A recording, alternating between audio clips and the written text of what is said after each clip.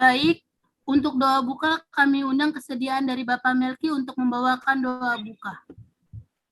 Mari kita bersatu dalam doa. Maha besar Tuhan Allah Bapa di dalam surga, puji syukur kami panjatkan kehadirat-Nya Tuhan Allah atas berkat dan kenan Tuhan kepada kami masing-masing di sepanjang kehidupan kami hari yang telah berlalu ya Tuhan, hingga pada pembukaan sahabat ini kami datang lagi menghadap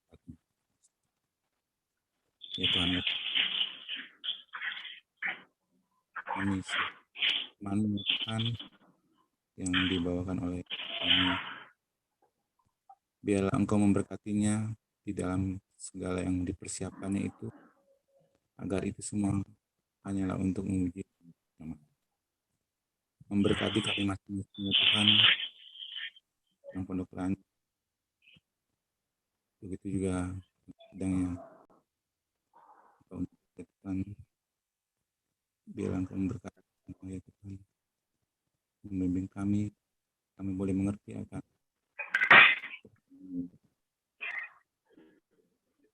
memberkati juga saudara kami daripada acara festival di meeting room ini ya Tuhan, biarlah semua ini kami serahkan dalam tangan ya kami, dan kami serahkan kepadamu dalam nama Yesus.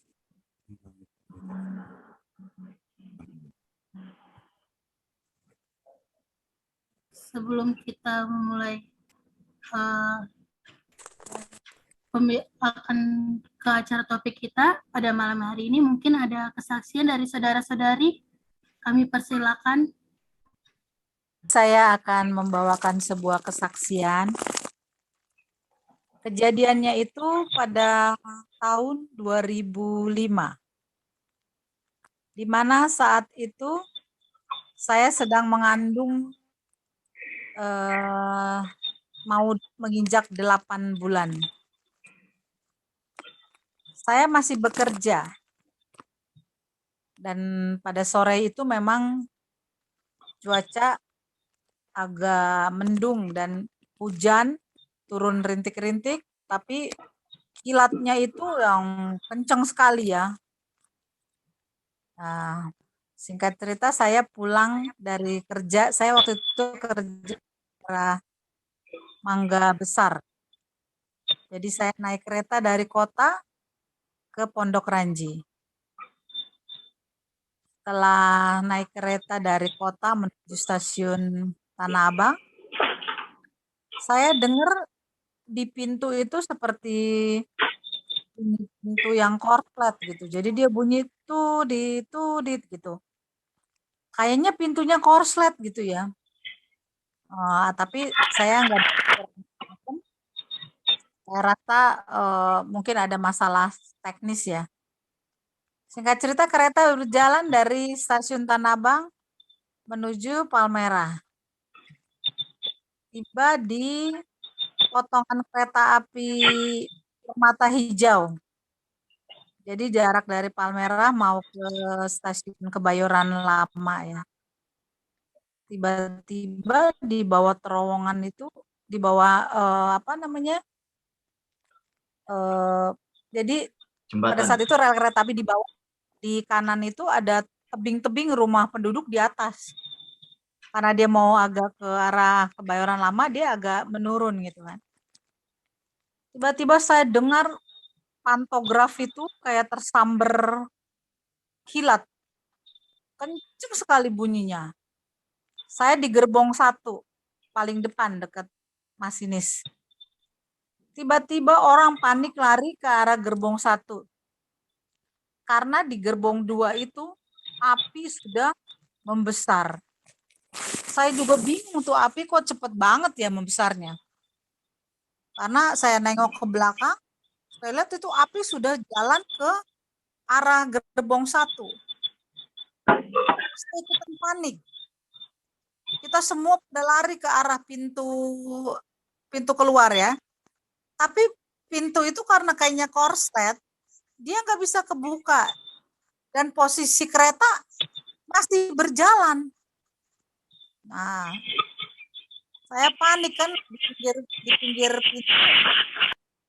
Saya berharap pintu kebuka dan kemudian kita keluar lompat. Tapi pintu nggak kebuka-kebuka, sedangkan api itu mungkin sudah jarak 3 meter ya dari tempat saya berdiri. Jadi api itu dari gerbong 2 dia menjalar cepat ke gerbong 1. Saya sudah teriak, Tuhan Yesus, saya udah takut sekali. Mana keadaan saat itu saya lagi hamil besar, boro-boro bawa diri, bawa perut juga susah banget gitu ya. Tiba-tiba kereta sudah mulai posisi pelan. Tapi sepelan-pelannya kereta itu cepat gitu. Mungkin kalau mobil 20 km per jam kali ya, atau mungkin 30 km per jam. Tiba-tiba pintu kebuka dan saya didorong. Kebetulan waktu pulang kerja itu saya berdua dengan teman saya perempuan juga. Kita duduk satu bangku. Pada saat kejadian kita lari berhamburan itu, dia ke kiri, saya ke kanan, ke pintu kanan. Begitu pintu kebuka, saya didoronglah sama orang. Karena saya juga melihat tingginya jarak dari saya berdiri dengan tanah itu lumayan ya. Mungkin 2 meteran kali ya. Saya akhirnya saya didorong orang, saya terjatuh. Puji Tuhan saya jatuhnya di lumpur. Karena di sisi tebing itu ada kayak seperti got kecil dan itu ada becek-becek semua. Kalau teman saya yang lompat ke arah kiri, batu-batu kerikil. Jadi setelah kejadian itu dia telepon saya, dia cerita dengkulnya dia tuh semua parah. Nah, begitu saya lompat ke kanan, saya jatuh di lumpur, semua orang berlari ke arah meninggalkan kereta. Ke arah depan ya. Nah, begitu saya jatuh, saya lihat nggak jauh dari saya tuh ke arah atas, itu kabel pantograf seperti mau jatuh ke tanah ya. Jadi kayak ada percikan api gitu ya. Dia sedang meluncur posisi mau jatuh ke arah tanah. Sedangkan saat itu di arah yang pinggir saya jatuh, itu kubuangan got, ada airnya. Bisa saudara bayangkan semua ya, kalau kabel itu yang ribuan volt jatuh ke got di mana saya berada, jadi apa sayanya? Saya teriak, saya ingat anak saya masih kecil, si Rachel. Saya masih ingat orang-orang yang saya kasihi. Jadi saya di situ bukan dalam hati lagi saya teriak, dalam hati saya teriak, Tuhan tolong, tapi ini udah mengeluarkan suara teriakan, Tuhan Yesus tolong, saya teriak. Saya berharap bahwa Tuhan akan dengar kalau saya berteriak. Jadi saya teriak, Tuhan Yesus tolong. Padahal di situ orang-orang tuh rame karena mereka pada lari meninggalkan kereta ke arah depan. Saya sudah putus asa. Akhirnya saya udah bukan teriak Tuhan Yesus tolong lagi, tapi saya teriak, mati deh gua. Saking hopelessnya saya. Di situ mungkin saya nggak punya iman ya, saya mesti percaya sebenarnya pertolongan Tuhan tepat pada waktunya. Tiba-tiba saya melihat ke arah depan saya itu ada seseorang yang pakai pakaian masinis. Dia mengulurkan tangan, dia tarik saya dari kubangan lumpur, saya jalan terseret-seret. Padahal kalau secara manusiawi ya, posisi saya jatuh itu di kegelapan. Dari depan sana, dari depan ujung depan kepala kereta, orang mau lihat ke arah saya pasti nggak kelihatan. Tapi saya aneh kok tiba-tiba masinis itu berdiri tepat di depan saya. Setelah itu dia tarik saya, entah bagaimana saya lagi sibuk benerin celana panjang saya tuh udah melorot sampai bawah. Kebenaran karena pakai baju hamil, saya pakai baju yang blusnya itu sampai dengkul. Jadi walaupun celana panjang saya melorot, saya masih posisi seperti pakai baju daster ya. Saya lagi nunduk benerin celana panjang saya nengok ke depan, loh kemana Pak masinis yang nolong saya itu ya? Saya cari-cari ke depan sambil jalan, nggak ada dia. Padahal jarak dari masinis itu nggak ada ke arah kepala kereta itu mungkin masih sekitar 5 meter. Kan nggak mungkin dia lari atau apa, pasti dia jalan kan. Saya percaya bahwa itu adalah malaikat Tuhan yang tolong saya. Di keadaan yang benar-benar saya putus asa, di keadaan yang benar-benar saya tak berdaya, ternyata Tuhan sangat-sangat menyayangi saya. Dan saya merasakan sering kali saya terluput dari malapetaka, hal-hal yang menakutkan di dalam hidup saya. Dan saya sangat bersyukur karena Tuhan itu begitu mencintai saya. Dan saya mengambil keputusan bahwa memang saya masih dibiarkan Tuhan untuk ada hingga saat ini. Oleh karena Tuhan punya maksud di dalam kehidupan saya untuk menjadi pelayan Tuhan. Kalau saya ingat-ingat kejadian yang gak masuk di akal gitu, yang sepertinya saya itu bakalan terkena musibah gitu ya. Tapi Tuhan itu benar-benar mengasihi saya. Seperti kejadian pada bulan Maret kemarin, di mana suami saya kena COVID, kita tidak ada jarak, kita tidur bersama, saya berpelukan, saya cium dia. Tapi saya diselamatkan oleh Tuhan, dilindungi oleh Tuhan. Saya tidak terinfeksi corona oleh karena saya yakin dan saya imani bahwa Tuhan janji malaikatnya akan dikirimkan untuk menjaga kita. Jadi kita terbebas dari penyakit menular dan penyakit sampar. Demikianlah kesaksian yang saya berikan. Saya mau memuji Tuhan, saya mau bersaksi bahwa Tuhan itu luar biasa di dalam kehidupan saya. Dia adalah penolong saya yang setia. Biarlah kita juga boleh mengambil cerita ini untuk menguatkan iman kita bahwa Tuhan tidak pernah meninggalkan kita. Tuhan begitu mengasihi kita. Amin. Firman Tuhan yang akan dibawakan oleh Bapak Untoro. Selamat sahabat semua. Di sini ada hamba Tuhan, Pendeta Adrisan Ginting, ya. Semoga pendeta sudah sehat bersama ibu dan anak-anak. Juga ada Pendeta Joni Jahamau, sahabat saya, teman saya dari dahulu sampai sekarang. Yang sekarang Pendeta Jahamau ini di Uni Indonesia Bagian Barat, kantor Uni Indonesia Bagian Barat.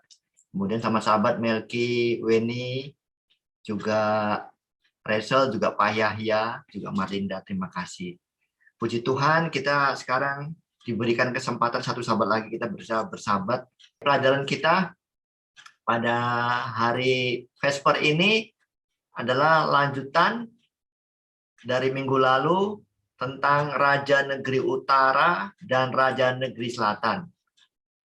Ini adalah lanjutan dari minggu lalu tentang Raja Negeri Utara dan Raja Negeri Selatan.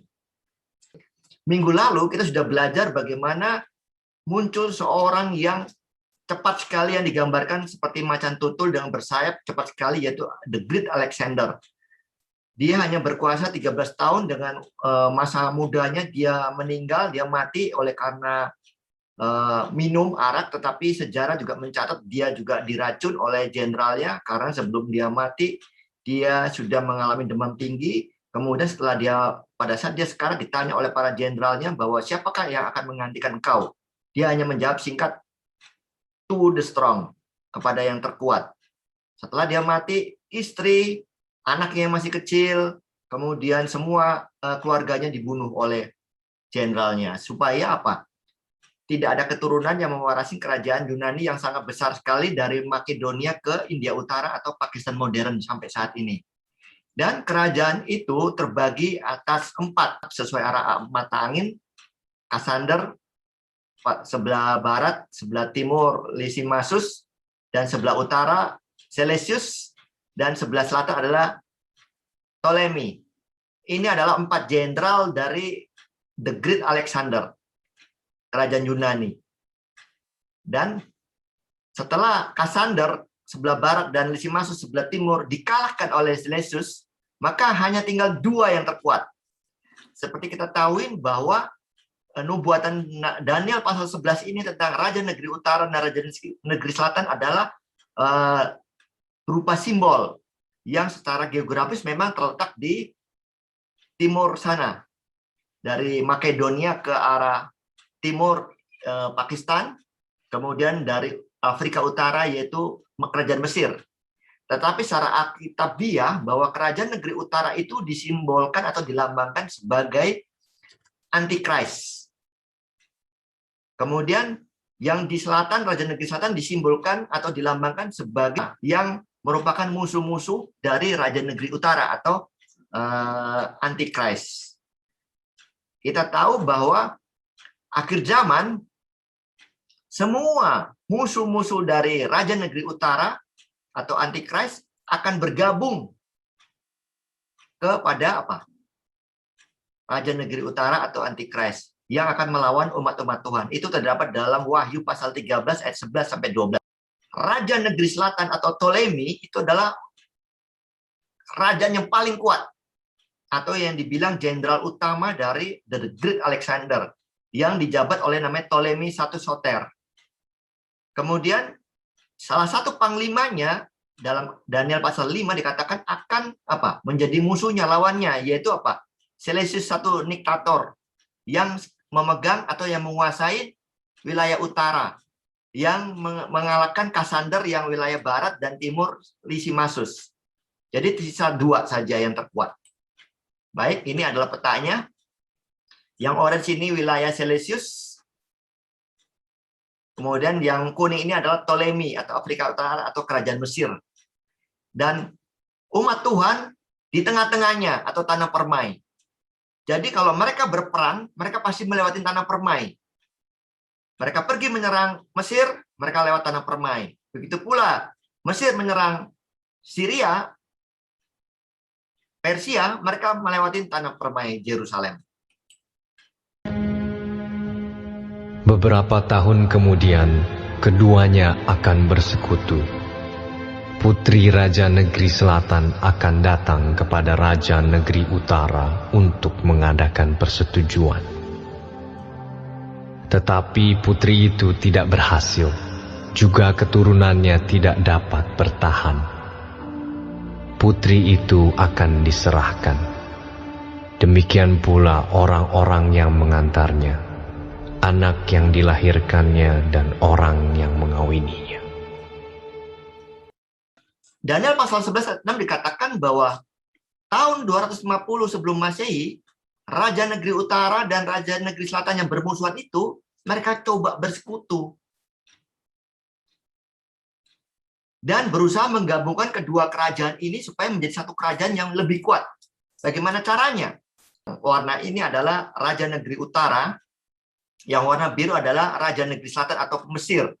Kalau Raja Negeri Utara itu Syria, Antioquia. Kita tahu Antioquia adalah the first Christian church yang dibangun oleh Rasul Paulus, ya, terletak di negara Suria sekarang. Gereja pertama, jemaat pertama Kristen yang dibangun oleh Rasul Paulus sebelum dia pergi ke Asia Kecil.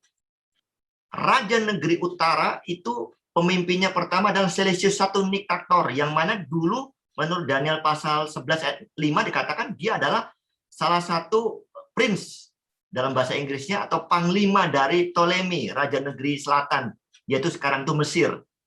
Ptolemy I Soter mati, dia digantikan putranya bernama Ptolemy II Philadelphus, Egypt. Ya, karena kan Raja Negeri Selatan ini adalah sebetulnya Egypt atau Mesir. Dia menggantikan ayahnya, namanya Ptolemy II Philadelphus, Egypt. Dan di Raja Negeri Utara, ya, anak dari Seleucus Nicator itu adalah Antiochus I. Tetapi Antiochus I ini tidak bertahan lama. Kemudian digantikan oleh anaknya Antiochus I ini bernama Antiochus II Theos of Syria. Mengapa dibilang Theos of Syria? Karena mereka ibu kotanya ada di Antioquia, Syria.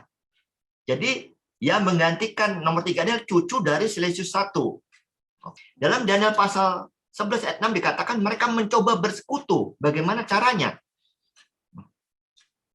Saya jelaskan dulu bahwa inilah duduk perkaranya di sini, inilah silsilahnya dulu, bahwa Raja Negeri Utara mempunyai cucu sekarang ini yang eksis adalah Antiochus II Theos of Syria, yang mempunyai istri bernama Laodice.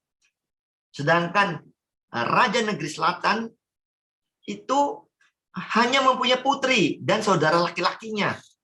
Dari putranya dari Ptolemy I Soter, dia mempunyai anak bernama Ptolemy II Philadelphus Egypt.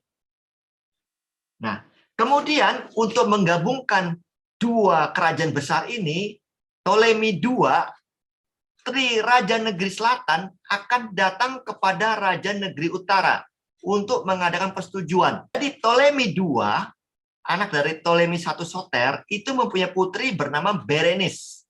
Ya, Berenice. Berarti kalau dalam silsilah kerajaan dia sebetulnya ingin menjadi apa? Akan menjadi ratu karena dia adalah putri tertua dari Ptolemy Philadelphus Egypt. Nah, Ptolemy II ini menyerahkan putrinya bernama Berenice ini kepada Raja Negeri Utara yang dipegang oleh Antiochus II Theos of Syria, cucu dari Seleucus I Nicator atau anak dari Antiochus I. Nah, tetapi masalahnya pada saat dia mengajukan Berenice ini, Ptolemy ini, di sini Antiochus II sudah mempunyai istri bernama Laodice. Jadi dia menerima pinangan dari Ptolemy II ini, yaitu Berenice, dan dinikahinya Berenice oleh Antiochus II, Theos of Syria. Mereka menikah, tetapi dia harus menceraikan istrinya sekarang yang bernama Laodice. Ya, jadi ini Daniel 11 ayat 5, bahwa mereka mencoba bersatu dengan menyerahkan putri dari Raja Negeri Selatan yang bernama Berenice untuk dinikahkan dengan Raja Negeri Utara, yaitu Antiochus II Theos of Syria, yang mana sudah mempunyai istri bernama Laodice. Berarti harus cerai dulu, baru mereka menikah untuk pernikahan politik, untuk menggabungkan kerajaan utara, Raja Negeri Utara, dan Raja Negeri Selatan. Yang menjadi masalah adalah ayah dari Berenice, yaitu Ptolemy II Philadelphus Egypt, mati dia tahun 246 sebelum Masehi. Sehingga Antiochus II Theos of Syria yang tadinya sudah menceraikan Laodice istrinya, dia menceraikan Berenice. Ya. Antiochus II menceraikan Berenice. Karena apa? Karena itu adalah pernikahan politik. Karena menurut sejarah, saya baca di Wikipedia, Raja Negeri Utara Antiochus II Theos of Syria ini sebetulnya lebih mencintai istrinya Laodice daripada Berenice. Tetapi dia harus menerima Berenice untuk pernikahan politik, karena untuk menggabungkan Raja Negeri Selatan dan Raja Negeri Utara. Setelah Antiochus II ini menceraikan Berenice karena pernikahan politik, maka Antiochus II menikahi lagi istri yang lama, yaitu Laodice. Oleh karena kepentingan politik, Raja Ptolemy II Philadelphus Egypt mempunyai putri namanya Berenice. Dinikahkan dengan Raja Negeri Utara yang bernama Antiochus II Theos of Syria. Yang menjadi masalah adalah Raja Negeri Utara ini sudah punya istri bernama Laodice. Jadi dia harus menceraikan Laodice dulu sebelum menikah dengan Berenice. Setelah mereka menikah, mereka mempunyai anak. Antiochus II Theos of Syria dengan Berenice ini mempunyai anak. Tetapi yang jadi masalah adalah ayah dari Berenice atau Ptolemy II Philadelphus Egypt mati tahun 246. Sehingga Raja Negeri Utara ini kembali kepada istrinya yang semula, Lodis, dan menceraikan Berenis yang sudah mereka punya anak. Tetapi putri itu tidak berhasil. Juga keturunannya tidak dapat bertahan. Putri itu akan diserahkan, demikian pula orang-orang yang mengantarnya, anak yang dilahirkannya, dan orang yang mengawininya. Jadi pada saat Ptolemy atau ayah Berenis itu mati, kekuatan kerajaan gabungan ini goyang. Dan Antiochus II, Theos of Syria, Raja Negeri Utara, menceraikan Berenis. Yang karena pernikahan politik. Dan kembali kepada istri lama bernama Laudis. Yang terjadi adalah, menurut nubuatan yang sudah digenapin, dikatakan putri itu tidak berhasil. Kenapa tidak berhasil? Karena sudah diceraikan oleh Antiochus II setelah ayahnya mati, Ptolemy. Dan Laudis, istri lamanya ini, kembali kepada Antiochus II itu mempunyai dendam. Kepada apa? Kepada Berenis. Sakit hati dia. Lalu karena dendamnya itu, pertama, dia menyuruh orang-orangnya untuk membunuh Berenis yang ada di Antioquia atau di Syria. Bersama anaknya dan orang-orang yang mengantarkannya sesuai dengan firman Tuhan ini. Putri itu akan diserahkan. Ya. Demikian pula orang-orang yang mengantarnya, anak yang dilahirkannya, dan orang yang mengawininya. Jadi anak dan orang-orang yang mengantar serta Berenis sendiri dibunuh oleh orang-orang suruhan dari Laudis. Bahkan suaminya sendiri sekarang Raja Negeri Utara, Antiochus II, Theos of Syria, diracun di Asia Kecil. Supaya apa, saudara? Supaya tidak ada terjadi keturunan gabungan politik ini yang menjadi raja di Raja Negeri Utara, supaya anak dari Laudis dari hasil perkawinan dengan Antiochus II, Theos of Syria yang bernama Seleucus II, Kalinikus itu menjadi raja menggantikan ayahnya. Raja Negeri Utara dan Raja Negeri Selatan saling bermusuhan dan pernah berusaha bersekutu, bergabung walaupun sementara ini gagal tahun 250 sebelum Masehi. Tetapi menurut Wahyu 13 ayat 11 sampai 12, pada akhir zaman seluruh dunia akan mengikut binatang itu, termasuk orang-orang ateis dan agama-agama lain yang dilambangkan Raja Negeri Selatan akan bergabung kepada Antikris yang dilambangkan Raja Negeri Utara melawan umat-umat kudus milik Allah. Mari kita sama-sama baca Wahyu 13 ayat 11 sampai 12. Dan aku melihat seekor binatang lain keluar dari dalam bumi dan bertanduk dua sama seperti anak domba, dan ia berbicara seperti seekor naga. Dan seluruh kuasa binatang yang pertama itu dijalankannya di depan matanya. Ia menyebabkan seluruh bumi dan semua penghuninya menyembah binatang pertama yang luka parahnya telah sembuh. Bahwa Raja Negeri Utara ini melambangkan orang-orang yang menggabungkan antara agama dan paganisme. Yang sebetulnya nanti akan kita pelajari itu adalah kekaisaran otonom yang di wilayah Asia Kecil, Turki, atau namanya Bizantium. Atau kita pelajarin dalam kitab Daniel pasal 10 atau pasal 7 itu adalah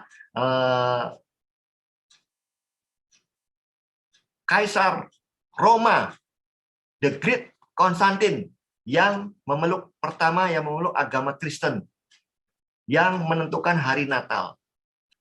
Sedangkan musuh-musuh Raja Negeri Utara adalah semua berada di Raja Negeri Selatan yang dilambangkan oleh Mesir atau ateisme, atau tahun 1798 pada saat akhir nubuatan 2300 petang dan pagi dilambangkan oleh siapa? Republik Prancis. Jadi kalau kita sekarang melihat ateisme, lesbi, pornografi, homo semua perkawinan sejenis itu berasal dari apa? Republik Prancis, Revolusi Prancis yang menentang kekuasaan gereja pada saat itu yang sudah berkuasa 1260 tahun dan pagi oleh tanduk kecil.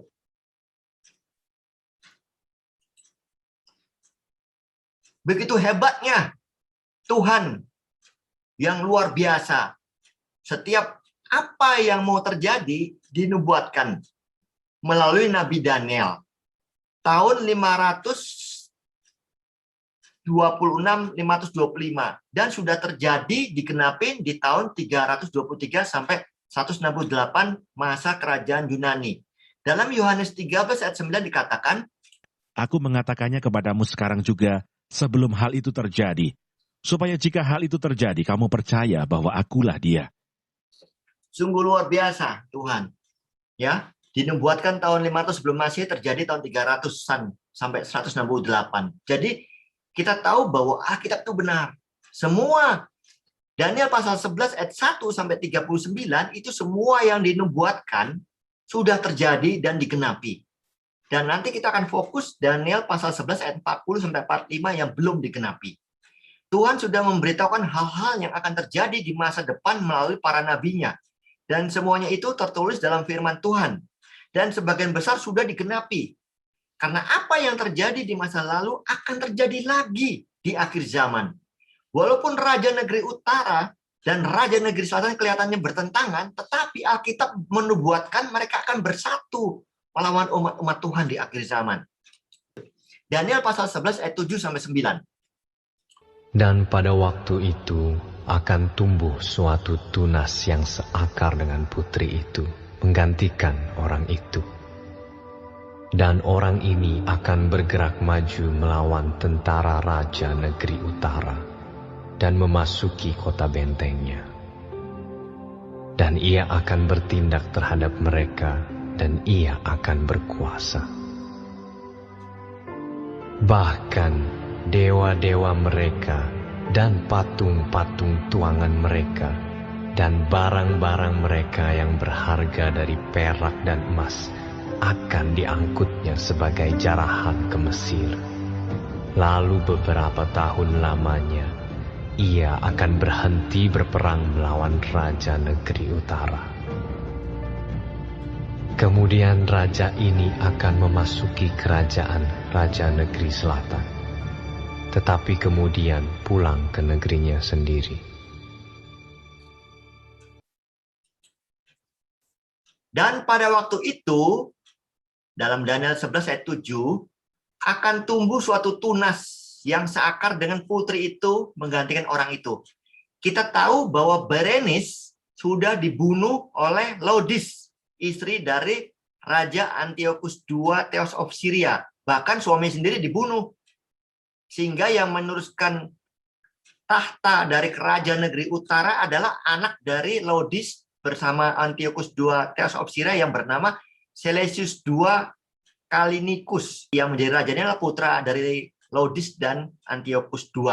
Sedangkan Berenice adalah anak atau putri pertama dari Ptolemy II, Philadelphus of Egypt, yang sudah mati tahun 246 sebelum Masehi. Otomatis karena Berenice sudah mati, tentu yang menggantikan adalah saudara laki-lakinya sesuai dengan firman Tuhan. Akan tumbuh suatu tunas yang seakar dengan putri itu. Artinya akan tumbuh saudara laki-laki dari Berenice yang menjadi raja dari Raja Negeri Selatan, yang mewarisi tahta dari Raja Negeri Selatan. Jadi Ptolemy bernama Ptolemy III Euergetes. Jadi Ptolemy III ini adalah anak dari Ptolemy II Philadelphus Egypt yang sudah mati, yang merupakan saudara laki-laki dari Berenice yang sudah mati dibunuh oleh Laodice. Sesuai dengan firman Tuhan. Nah, oke. Setelah Berenice, anaknya dan pengikutnya dibunuh oleh Laodice tadi sebelumnya di Antioquia atau Syria, maka saudara laki-lakinya Berenice naik tahta. Ya, Ptolemy III Euergetes tahun 246 sampai 221 di kerajaan negeri selatan. Sesuai dengan firman Tuhan Daniel 11 ayat 7. Oke. Laodice juga meracuni suaminya, Antiochus II, karena sakit hati dia mengawinin Berenice. Kemudian dia berharap dan dia mau anaknya, Seleucus II Callinicus menjadi raja, dan memang menjadi raja negeri utara setelah dia bunuh. Karena jadi keturunan Antiochus II dengan Berenice sudah mati dibunuh oleh Laodice bersama dengan yang mengantarkannya semua di Antioquia. Dan orang ini, Daniel 11 ayat 7, akan bergerak maju melawan raja negeri utara dan memasuki kota bentengnya. Dan ia akan bertindak terhadap mereka dan ia akan berkuasa. Jadi, saudara-saudara, Ptolemy III Eugetes ini adalah saudara laki-laki Berenice. Dia sakit hati karena saudara perempuannya dibunuh oleh Laodice, istri dari Antiochus II, raja negeri utara. Jadi dia bermaksud untuk membalaskan dendam kepada apa? Laodice, yang pada saat itu raja negeri utara sudah dipegang oleh anaknya Laodice bernama Seleucus II Callinicus. Oke. Jadi Ptolemy III Eugetes ini mau menyerang raja negeri utama. Ptolemy III Eugetes ini dendam atas kematian saudara perempuannya, yaitu Berenice. Kemudian ia menginvasi Syria, yang waktu itu ibu kotanya Antioquia. Yang saat itu raja negeri utara adalah anak dari Laodice. Jadi yang sekarang yang dia serang adalah apa? Anaknya Laodice. Laodice sudah tidak ada lagi. Bahkan dewa-dewa mereka dan patung-patung tuangan mereka dan barang-barang mereka yang berharga dari perak dan emas akan diangkutnya sebagai jarahan ke Mesir. Lalu berapa tahun lamanya ia akan berhenti berperang melawan raja negeri utara. Ptolemy III Eugetes raja negeri selatan, saudara laki-laki dari Berenice, mendesak sampai ke Babylon dan berhasil menguasai ibu kota raja negeri utara itu yang namanya Seleucia. Kemudian Ptolemy III Eugetes disebut sebagai the benefactor. Mengapa disebut the benefactor? Karena dia berhasil membawa jarahan perang 2.500 patung dewa tuangan dari emas dan perak serta 40.000 talenta perak dan 4.000 talenta emas sebagai jarahan perang dari Babylon dibawa ke Mesir. Nah, sesuai dengan apa yang dinubuatkan oleh Tuhan melalui Nabi Daniel, bahwa dewa-dewa tuangan orang-orang raja negeri utara itu dibawa, dikalahkan mereka oleh raja negeri selatan, dan dibawa pergi ke Mesir. Makanya Ptolemy III Eugetes disebut the benefactor. Raja ini akan memasuki kerajaan raja negeri selatan, tetapi kemudian pulang dengan sendirinya. Oke, jadi pada saat raja negeri utara itu dikalahkan oleh Ptolemy III, raja negeri utara yang berupa yaitu anaknya Laodice, dia tidak bisa mengalahkan Eugetes itu. Ya, dia mencoba untuk menyerang raja negeri selatan itu, atau dia berusaha menyerang ke Mesir. Tetapi dia tidak berhasil dan dia pulang ke negerinya sendiri.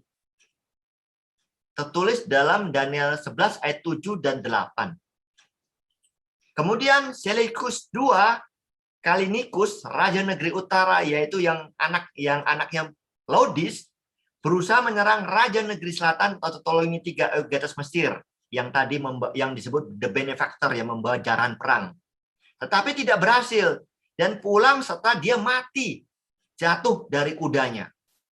Daniel 11 ayat 10 sampai 12. Raja negeri utara berusaha mengumpulkan tentaranya dan dia mau menyerang wilayah kekuasaan raja negeri selatan.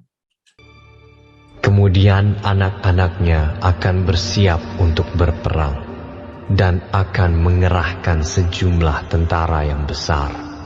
Lalu salah seorang dari mereka itu akan bergerak maju melawan dia, menggenangi dan meliputi semuanya seperti air bah.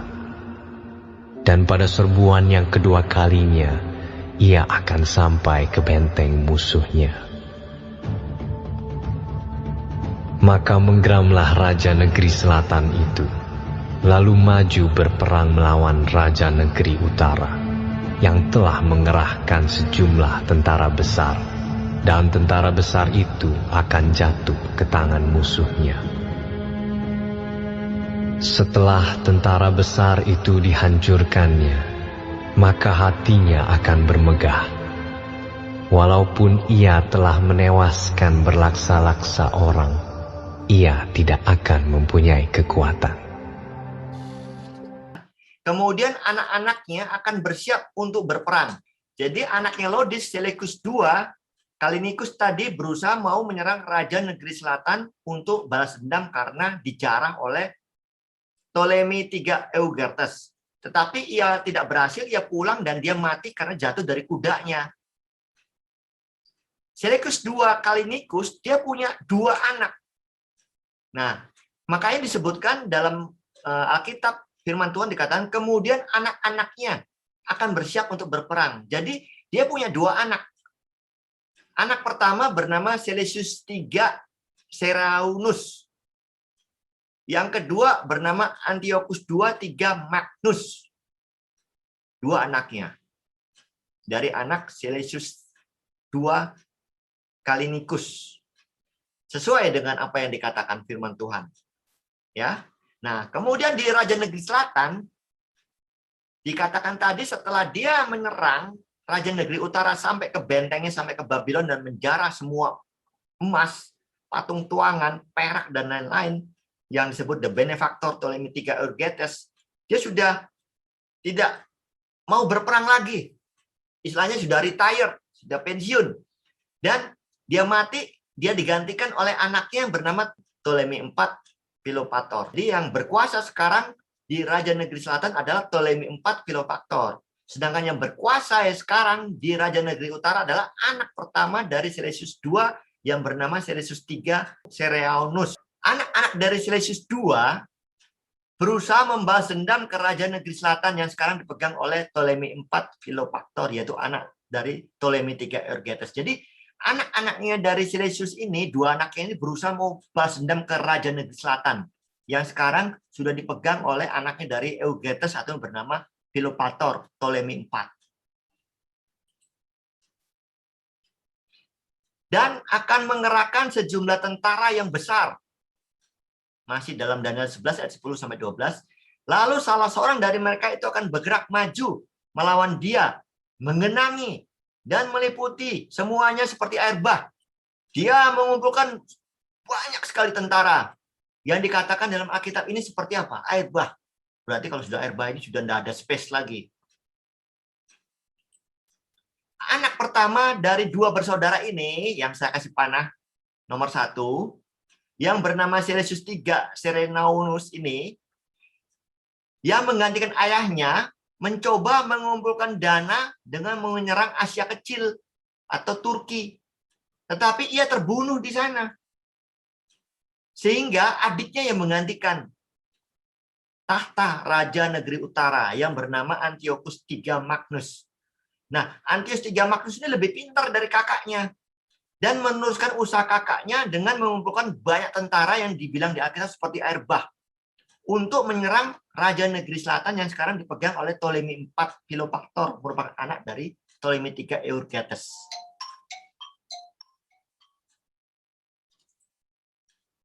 Dan pada serbuan yang kedua kalinya, ia akan sampai ke benteng musuhnya. Jadi Raja Negeri Utara atau Antiochus III,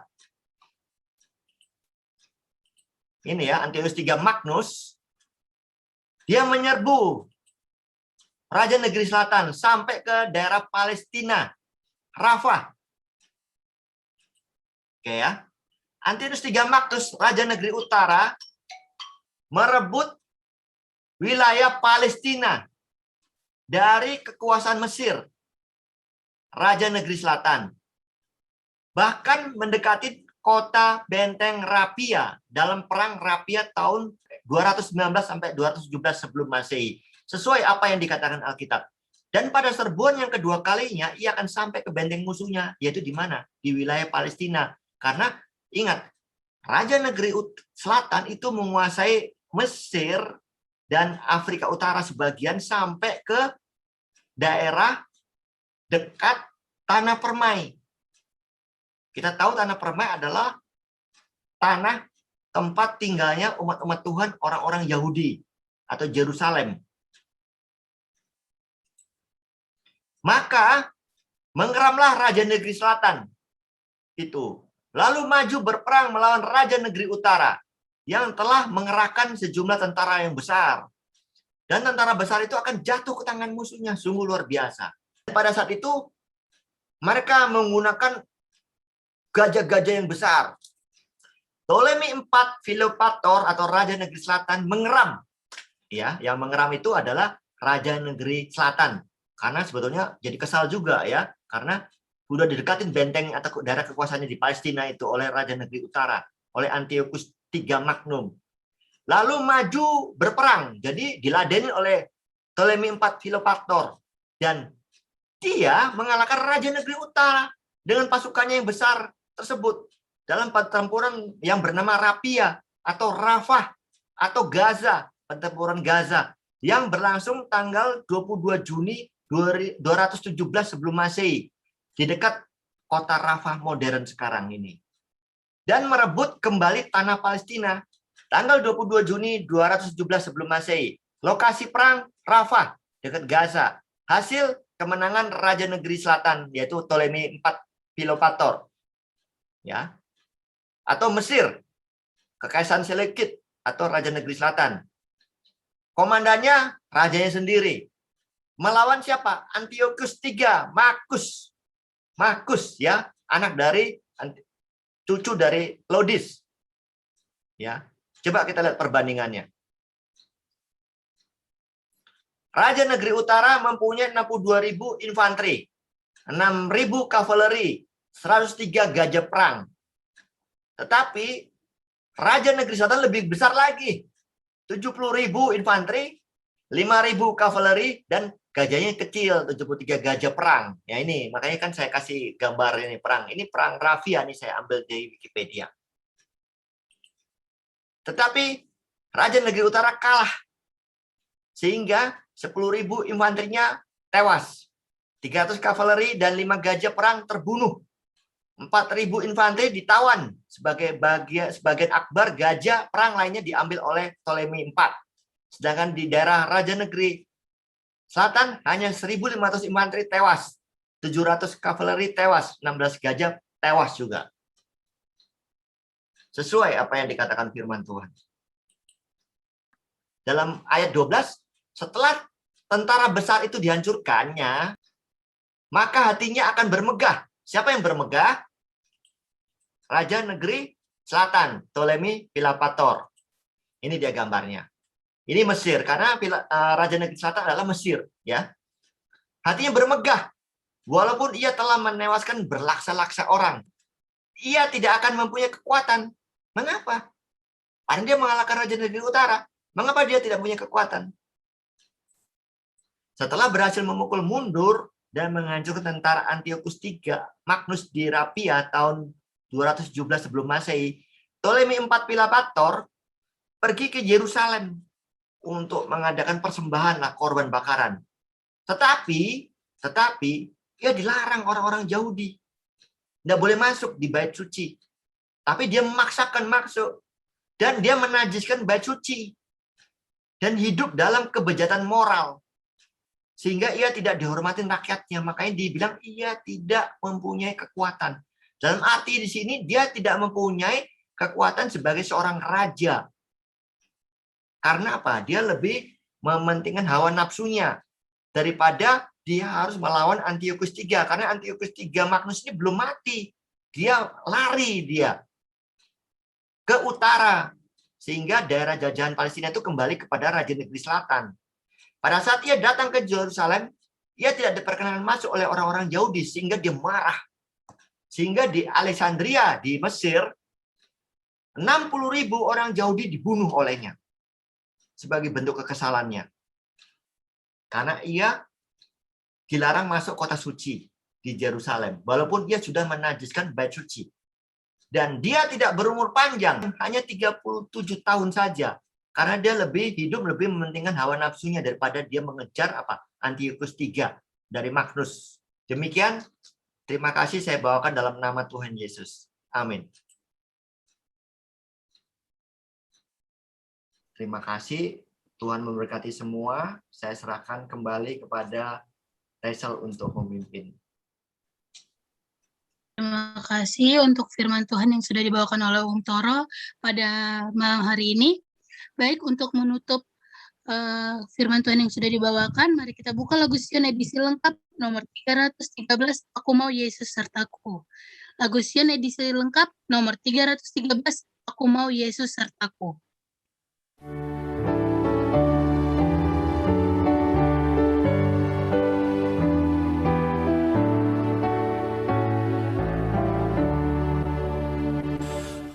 Aku mau Yesus sertaku, ku takut sendirian. Bila Tuhan dekat aku, tangannya melindungkan. Aku takkan takut, karena Yesus menjaga. Ku pergi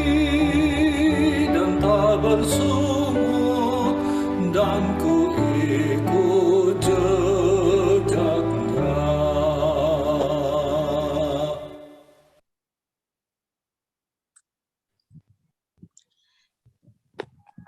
Baik, untuk doa tutup kami undang kesediaan dari Bapak Yahya untuk membawakan doa tutup. Baik, kita bersatu dalam doa. Terima kasih Tuhan atas waktu yang indah pada sahabat ini kami boleh berkumpul bersama di Jumat Pondok Ranji bersama dengan penjumpa Al-Sadai di dalam perbaktian Vesper secara online. Ialah firman yang sudah dibagikan melalui Pak Untoro boleh menjadi kekuatan iman percaya kami untuk kami selalu ingat akan Tuhan Yesus, di mana Tuhan Yesus sudah mengamarkan bagi kami pada masing-masing umat-Mu untuk selalu waspada dan jeli dalam kehidupan kerohanian kami, di mana kami menunggu kedatangan Yesus yang 2 kali yang sudah dekat di muka pintu. Terima kasih Tuhan, dan biarlah firman ini boleh kami bagikan kepada orang lain, dan orang lain pun boleh mengetahui akan kebenaran dan keselamatan daripada Tuhan Yesus. Terima kasih Tuhan, sepanjang hari Sabat ini Tuhan berkati dan pimpin kami. Biarlah besok pagi boleh kami bersama-sama untuk berbakti muji dan segala Tuhan. Terima kasih Tuhan, kami serahkan semua ini dalam tangan Tuhan, dalam nama Tuhan Yesus Juru Selamat dan Penebus kami. Amin. Amin. Terima kasih semua. Terima kasih Pak Untoro. Iya, sama-sama semua. Terima kasih semuanya. Kita Ginting sehat ya. Kita Ginting sehat. Terima kasih Pak Untoro. Bu Eni, Pak Melki, Pak Yahya, Ibu Hendrini. Ya, selamat sahabat semuanya. Terima kasih.